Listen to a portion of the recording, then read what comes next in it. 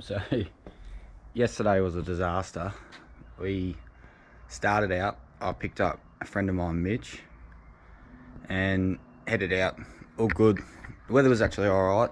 It was probably forecast correct for once. And then got to the spot, anchored up, and within about 2 minutes, all of a sudden, all our lines just went hard left, and we both just looked at each other and were like, oh, we've pulled anchor, which I never really do. And as I see Mitch grab the anchor line, I go, that doesn't have any tension, does it? And he looked at me and he said, nah, and pulled it all the way up, and the D-shackle to the chain and the anchor had somehow given way. Just one of those things that never even think to check, and I've used the boat for almost 2 years now without checking it, and it's been fine. So note to self, check that in the future. But came back in, thought we were going to have to go home, and then a friend of mine, Josh, said, I'll come get you, because he was out over at Conroller as well.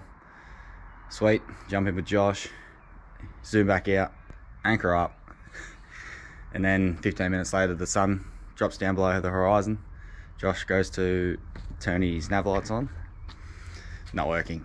So it was getting dark real fast, so we decided it was probably the safest measure to call it, come in.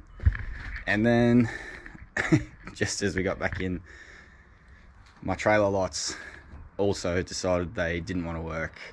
Luckily it was just the running lights, so I still had brake lights, but yeah, it was a pretty average night. But we're just gonna go again. I'm gonna rig up all the rods here, probably start with a whiting fish, and then if I go alright in the whiting, I will chase reds. But hopefully today's a better day.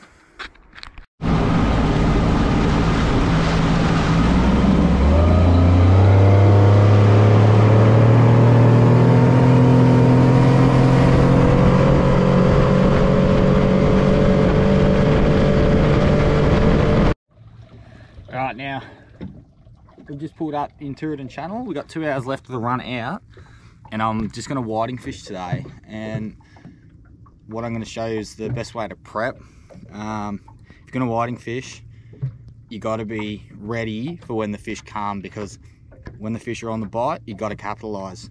So it's important to make sure your burley's in. That'll be the first thing I do, get the burley in, and then after that I'll have 2 rods ready, but I'll only use one, and then the other one will be rigged up ready to go in case a fish swallows a hook or something like that. And then I'll have at least 20 baits cut up ready to go, so I can just keep getting the baits back in the water and hopefully capitalize while the fish are there. So just got the burley cage ready to go. Got some squid there that I'll cut up, and just some pippies. And then just before I put the burley cage in, I'll hang it over the side and I'll chuck in pili oil. I actually prefer pili oil over tuna oil, but they both definitely work, so that's just a bit of a personal thing. But yeah, we'll get that going.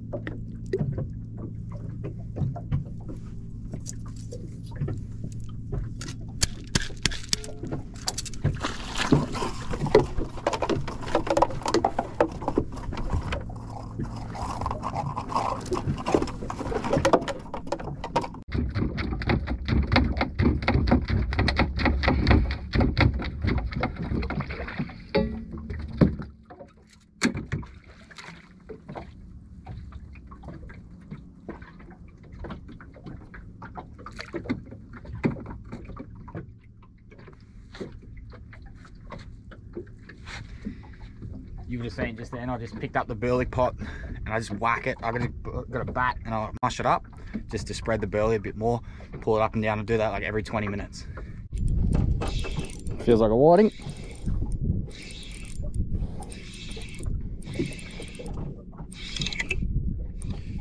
Certainly is. Not a bad one either.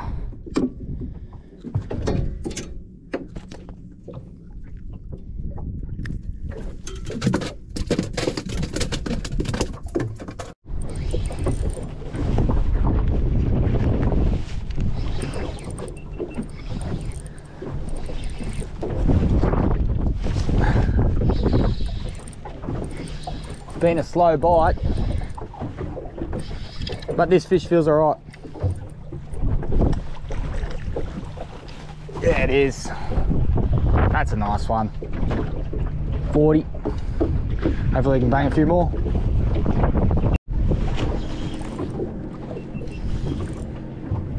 Very weird bite today. They're just sitting on the bait.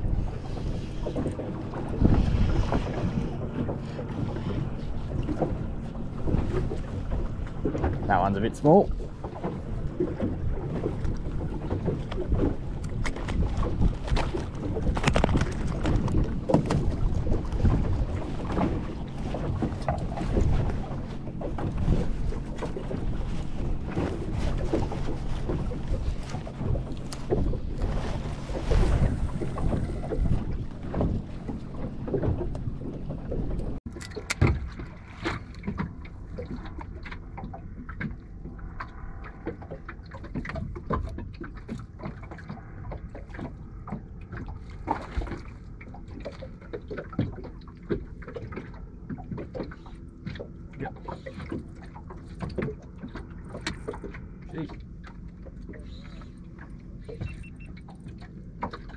Don't give me a run for my money.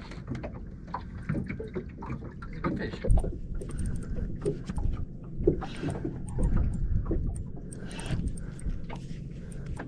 Jeez, I fully can't lift this. Might be a trevally or something, I reckon.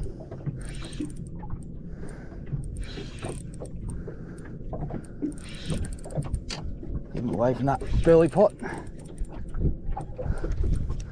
Don't reckon it's a whiting. Yeah, trevally.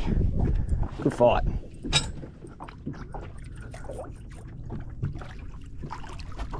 Beautiful.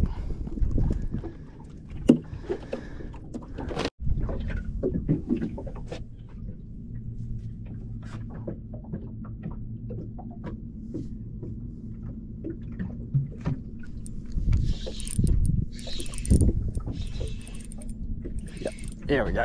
Got one. He was a bit slow to wake up there.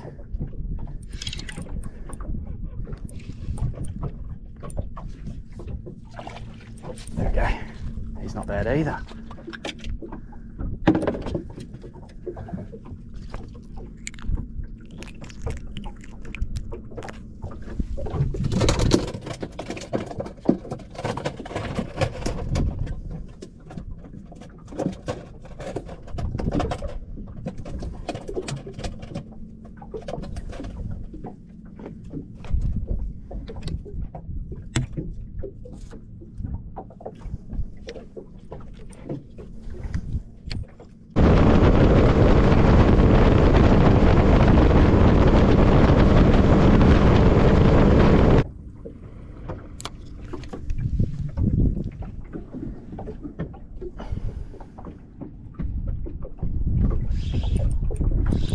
Yep.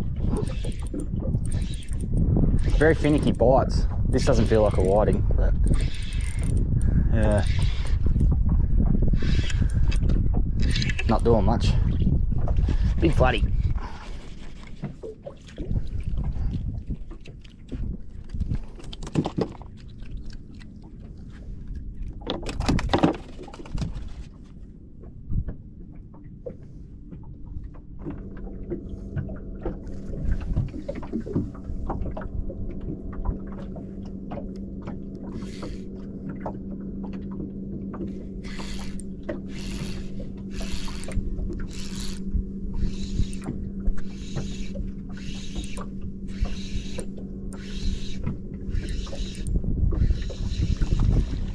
Oh my god. Yeah. It's a little baby. Off he goes. Alright guys, we're going to call it there. As you can hear, it's pretty windy now. But I'm going to go in and then hopefully I'll be able to show you some videos of cleaning the fish.